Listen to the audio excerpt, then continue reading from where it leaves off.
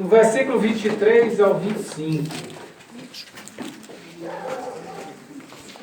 Versículo 23 ao 25. Amém? Todos acharam? Quem não achou, diz aí, tenha misericórdia, meu irmão. Amém. Opa, tem gente aí. Tá? Vamos. Glória a Deus. Diz assim a palavra que prevalece. Retenhamos firmes a confissão da nossa esperança, porque fiel é o que prometeu. E consideremos-nos uns aos outros, para nos estimularmos ao amor e às boas obras, não deixando nossa mútua congregação, como é costume de alguns, antes admoestando-nos uns aos outros, e tanto mais quanto vezes que se vai aproximando aquele dia. Amém. Querido Deus, eterno, poderoso Pai, nós aqui estamos, meu Senhor, nesta noite memorável, celebrando 4 anos, meu Senhor, que o Senhor abriu essas tendas aqui no bairro Primavera. Por isso nós queremos louvar, engrandecer, exaltar o Teu santo nome, meu Senhor. Porque tudo que está aqui foi criação Tua, meu Senhor. Desde, meu Senhor, a criação do mundo, o Senhor fez já esta tenda aqui para que pudéssemos, meu Senhor, proclamar a Tua palavra. Ó Deus, nós agradecemos nesta noite, meu Senhor, por esta oportunidade, meu Pai, de proclamar a Tua palavra. Ó, meu Senhor, de sermos mensageiros das boas novas neste lugar, meu Senhor. Agora, pois, abençoa a vida de cada um que aqui está, meu Senhor. Ungindo os seus ouvidos, meu Senhor, guardando as suas mentes consciente e inconscientemente ao senhorio de Jesus Cristo, para que eles possam ouvir a Tua palavra, compreender, ó Pai, praticar, discernir, praticar, meu Pai, todos os Seus mandamentos. Ó Deus, que o Teu Santo Espírito possa fluir neste lugar com total liberdade, meu Pai. É o que nós te oramos e agradecemos, em nome de Jesus. Amém? Amém. Podeis assentar, irmãos.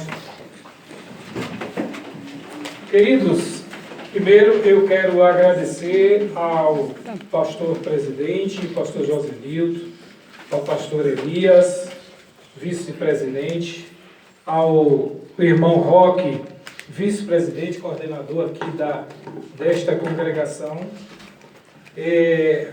fazê-los lembrar que nós estivemos aqui o ano passado, né, e nós celebrávamos mais um aniversário da congregação e orgulhosamente nós orávamos pelo irmão Alex, que era o fruto disso aqui, que tinha acabado de se converter. Então, a alegria é nos céus quando um pecador se arrepende. Amém. Né? E esse é o motivo da nossa alegria, de estar aqui hoje, celebrando mais um ano de congregação. E o texto ele é bem claro, né? Que não nos deixe a congregação, como é costume de alguns. E Deus ele tem sustentado esta congregação já por 4 anos, completando hoje. E agora, pois, nós temos aqui o aprendizado através da palavra do Senhor. Que a gente possa prosseguir na fé, firmes, confessando a nossa fé, desde o batismo, e congregar, que é o tema desta noite. Confessar a nossa fé e congregar. Essa é a missão nossa como cristão. Desde aquele dia que nós declaramos o Senhor Jesus como nosso Senhor e Salvador. Este livro ele é bem marcante, segundo alguns teólogos, né? É de autoria de Paulo de Tarso. Alguns outros contestam que não há autoria, mas através das escrituras, da forma literária que ele escreve, né, se defende essa tese que é de Paulo de Tarso. Eu também tomo posse dessa visão, que foi o Paulo que escreveu aos Hebreus. Principalmente aqueles que estavam em Roma, né, quando ele declara aos que estão na Itália, que possam ouvir, né, e ler e entender.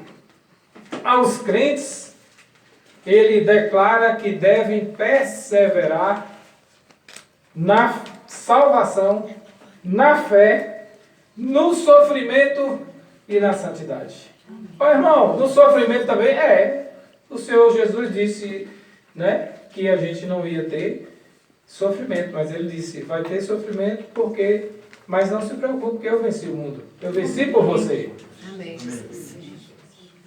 O mundo tereis aflições, mas tenha bom ânimo. Eu venci o mundo, ele está falando. Venceu por mim e por você. Por isso nós estamos aqui perseverando nesta congregação há 4 anos, com um único objetivo: proclamar as boas novas e apresentar para aqueles que precisam a salvação. E enquanto congregação, no teor da palavra, estarmos juntos congregando para que a gente também mantenha a nossa santidade. Amém. Meu irmão, não pude ir essa noite para a igreja, porque eu fui para lá, eu fui para cá. Meu irmão, eu fui para lá, deixei de congregar esses dias por diversas razões. Nós vamos entender essa noite a importância de congregar para que a gente persevere com nossa salvação até que o Senhor venha. Amém, Jesus. É importante. A importância de celebrarmos 4 anos de congregação, 4 anos atuando junto, 4 anos juntos, 4 anos mantendo a nossa salvação, 4 anos perseverando na fé, 4 anos mantendo a nossa santidade. Porque se deu por sacrifício e não há remissão dos pecados sem sacrifício de sangue. E ele deu a própria vida para a remissão dos nossos pecados. Amém.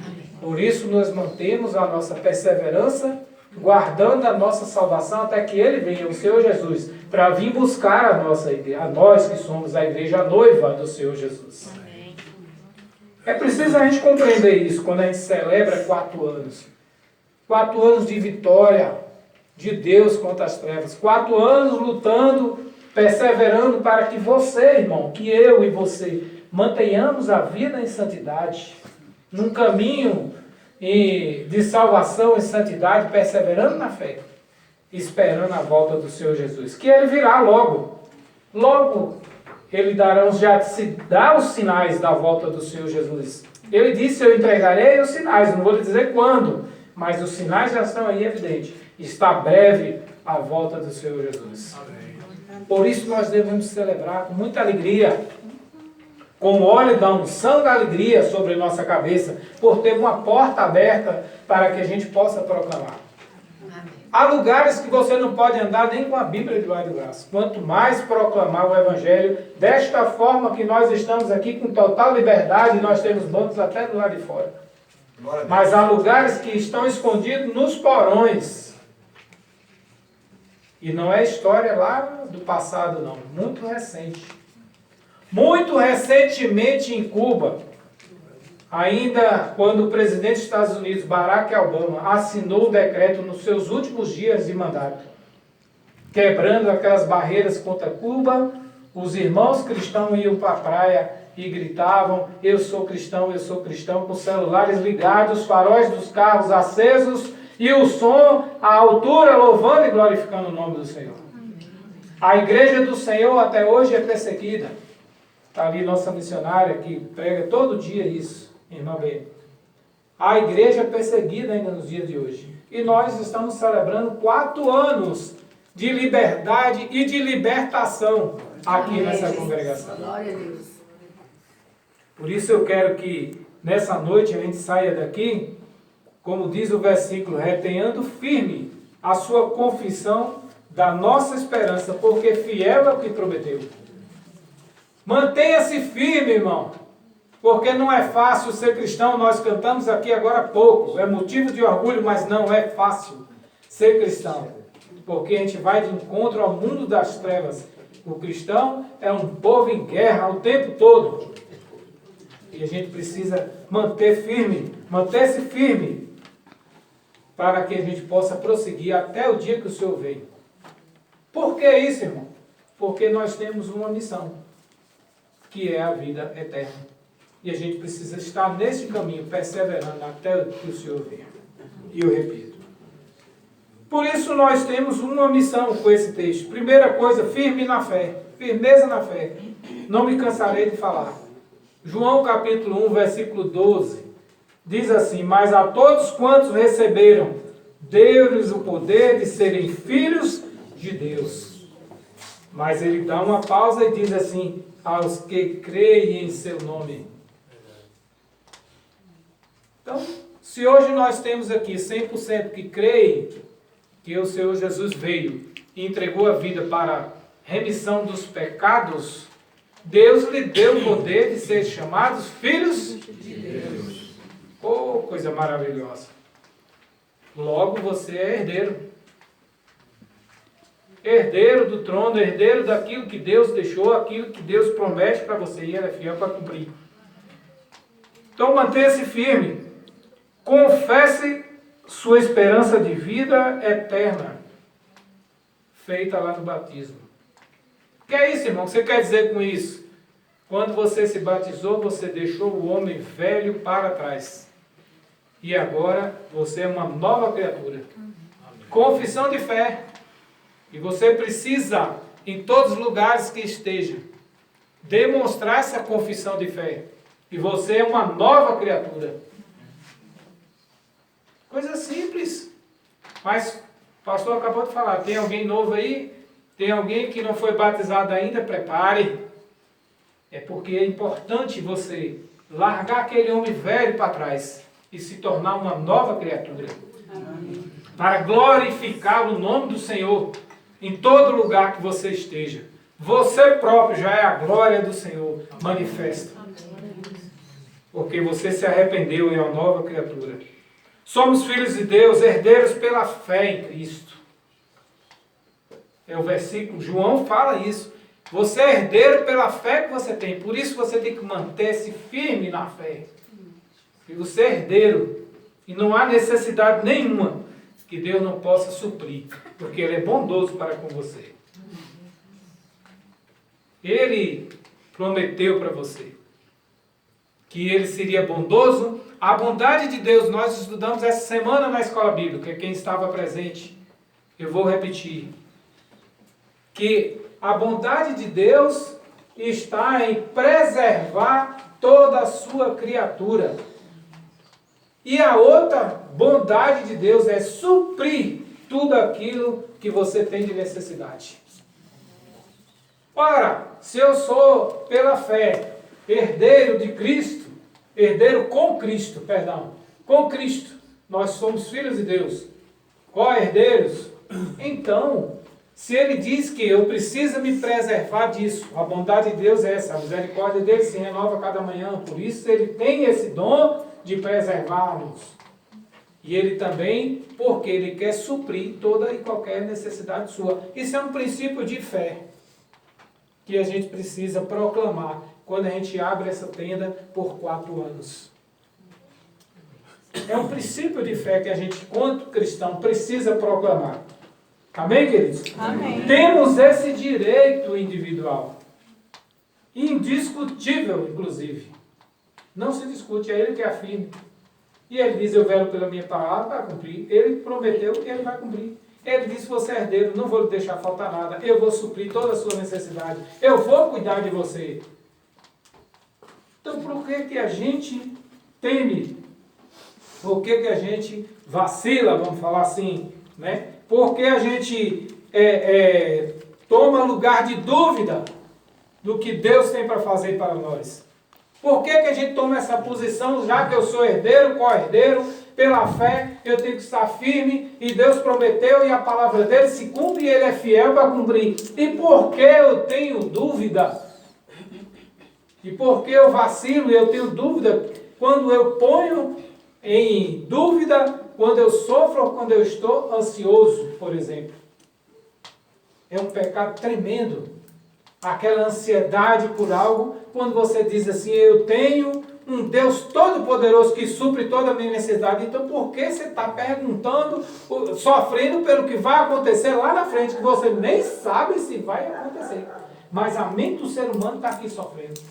Dr. Augusto Cury fala assim, que a gente tem a síndrome do pensamento acelerado.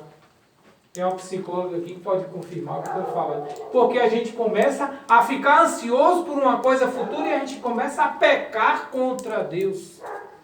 Então mantenhamos firme aquilo que nós declaramos e confessamos lá atrás, no batismo. Que Ele é o nosso Senhor e nosso Salvador. É o nosso Senhor. Você tem dimensão o que é isso? Ele é o nosso Senhor. Tudo que você precisar, Ele está aqui para suprir a sua necessidade. Amém. Nós vamos falar muito essa noite sobre as tendas abertas aqui. É o que Deus colocou no meu coração. Porque nós estamos celebrando 4 anos, irmão.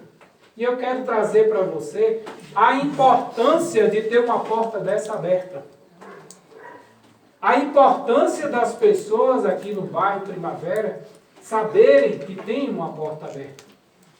Que ela pode ouvir. O bairro Primavera hoje é um bairro nobre. Alguém tem dúvida? Por que é um bairro nobre? Eu estou cercado de bairros, de condomínios nobres ao redor.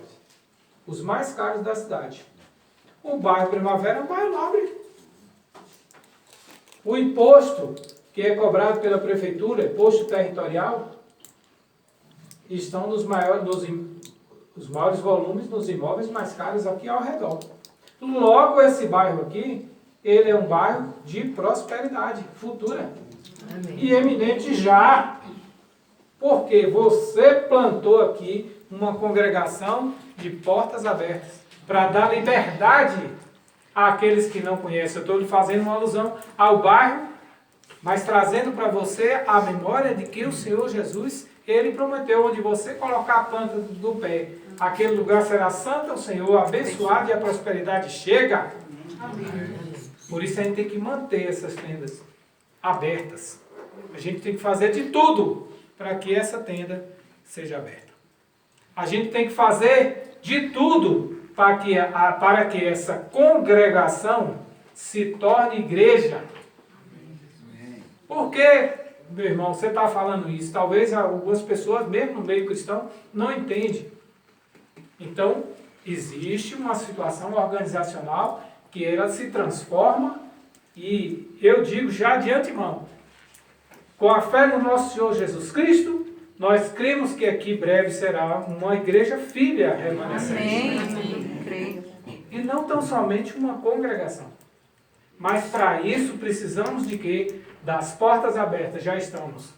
E agora cumprir a nossa missão, proclamar o Evangelho aqui no bairro. Com muita força, crendo que o Senhor Jesus vai à frente de nós para tomar, e saquear os infernos e povoar os céus. É Ele que convence o homem do pecado, da justiça e do juízo.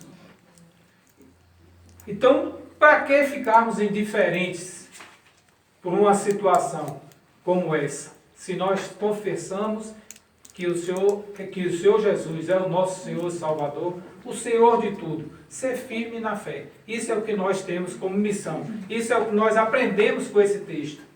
É o que Paulo estava falando aos hebreus. Mantenham-se firmes. Porque antes disso, um sacrifício foi feito na cruz. Foi o Senhor Jesus que fez esse sacrifício pelo povo. E o povo estava meio que esquecendo de tudo isso. Então todas essas promessas de Deus serão cumpridas se a gente continuar firme. Porque se a gente vacilar, as promessas não virão. Entristece o coração do Senhor.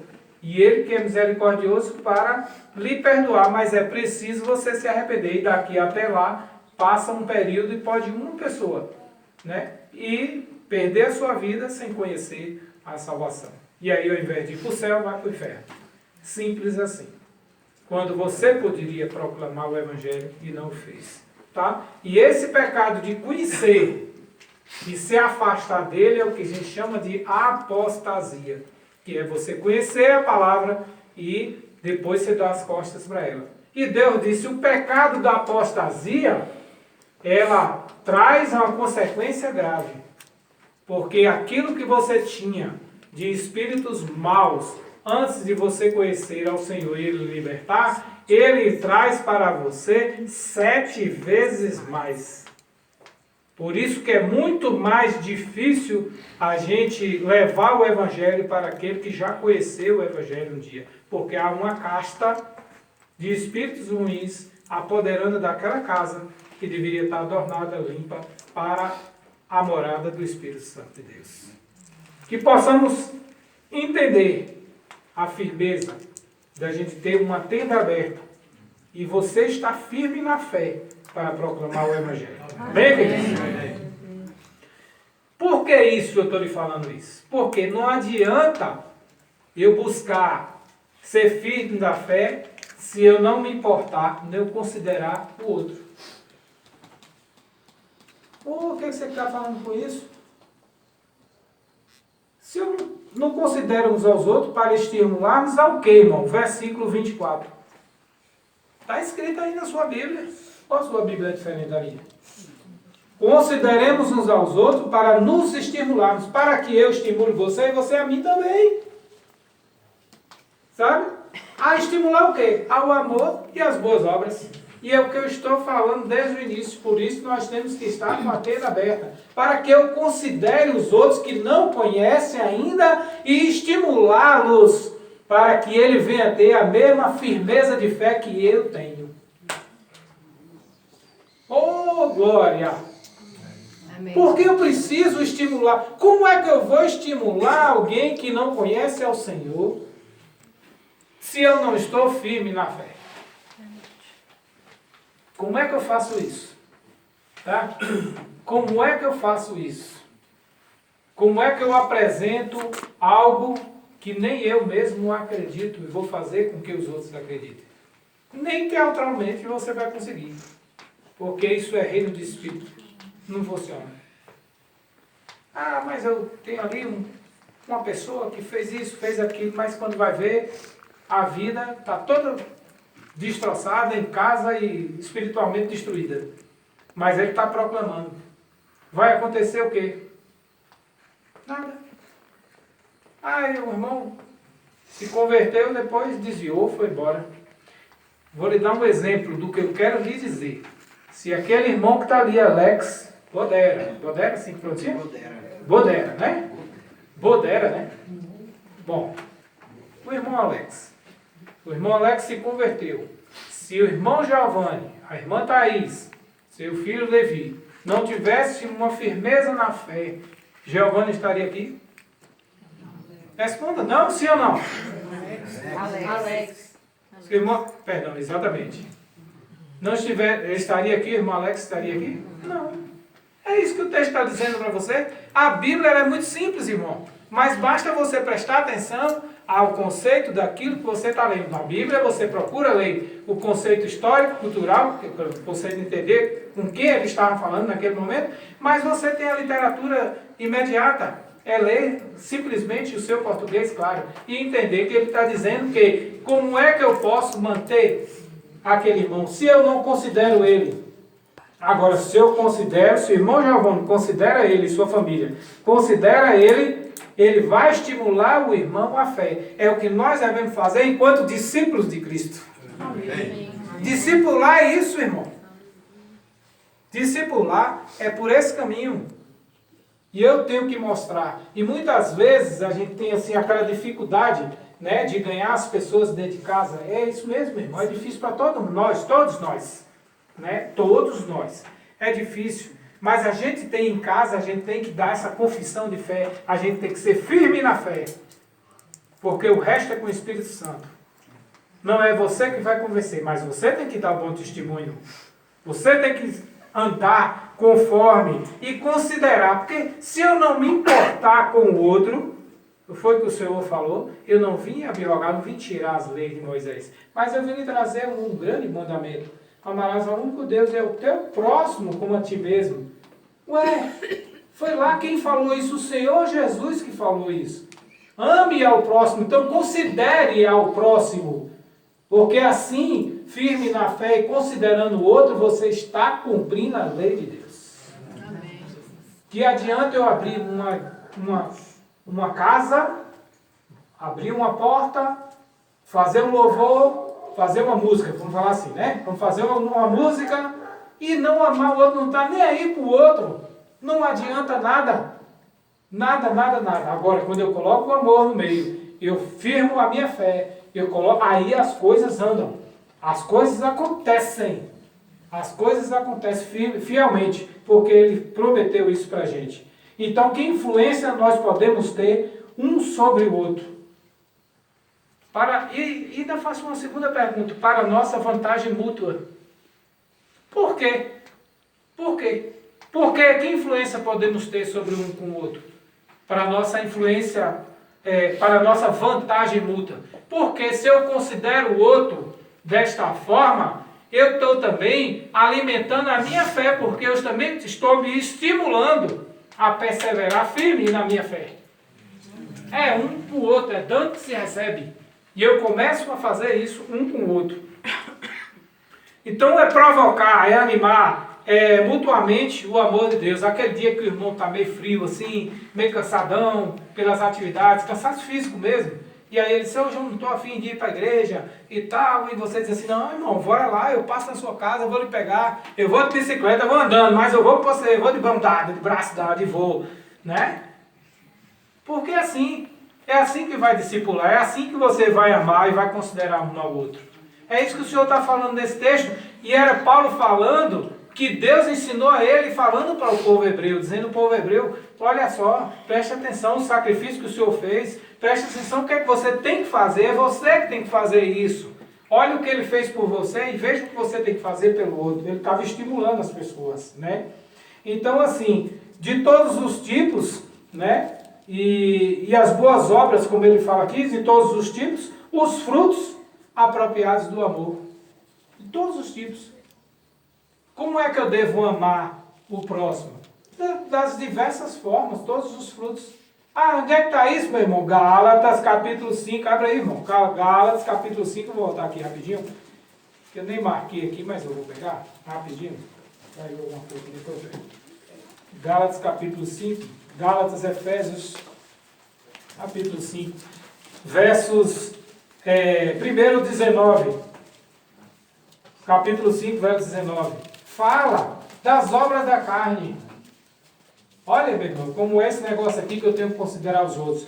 Como as obras da carne, 19, fala assim, porque as obras da carne são manifestas, as quais são prostituição, impureza, lascívia, idolatria, feitiçaria, inimizade, porfia, emulação, ira. Eu acho que o povo lê com tanta rapidez que está nem aí para as palavras.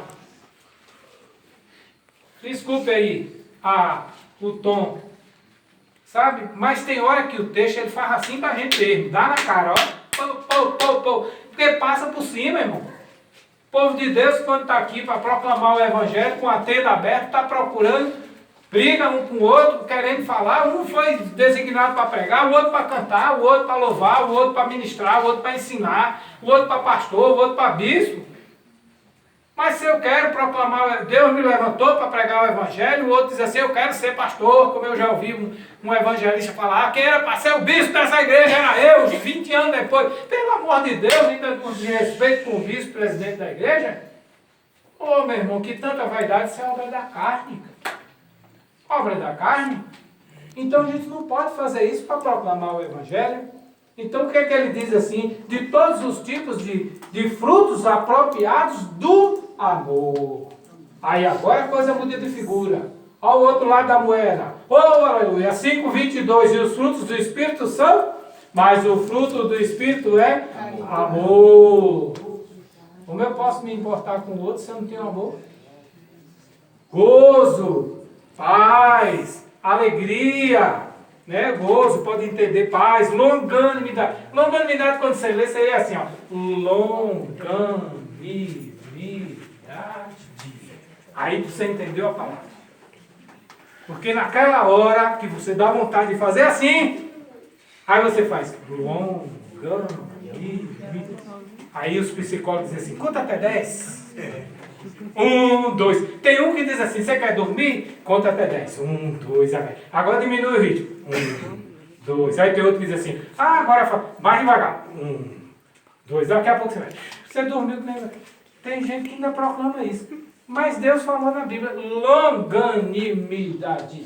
Para você ter essa paciência toda aí e frear esse impulso da carne. É para isso.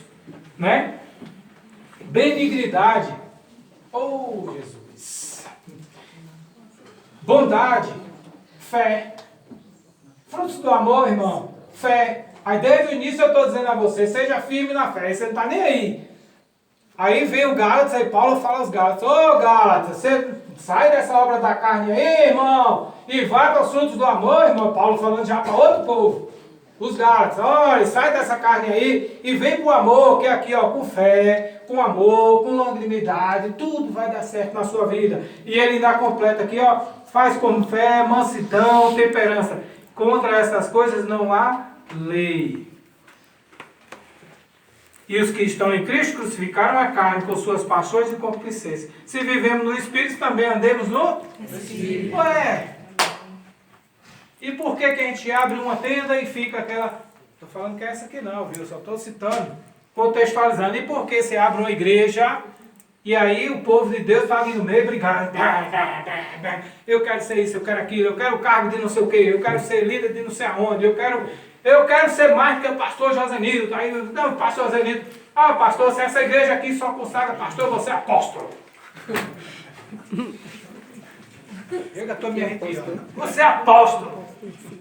Você estava lá para ver Jesus Cristo? Quem é apóstolo era Paulo que disse. Eu sou o menor de todos, mas ele apareceu a mim. Não como os outros. Mas ele apareceu a mim. E me cegou. E depois abriu. E hoje a minha visão abriu. Eu estou proclamando o Evangelho. Paulo foi o último. Mas os demais todos estiveram com ele. Não foi, Pedro? Você está comigo. Não foi, fulano? Tá? Mas a gente aí chega nas igrejas e o negócio quer... Eu estou lhe falando isso porque quando se abre uma igreja para ficar 4 anos com ela aberta, é motivo de muita alegria, não é pouca não. Glória a Deus.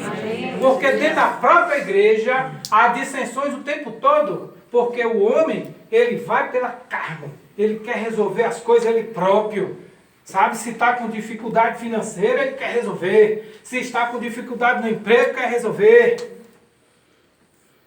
Sabe?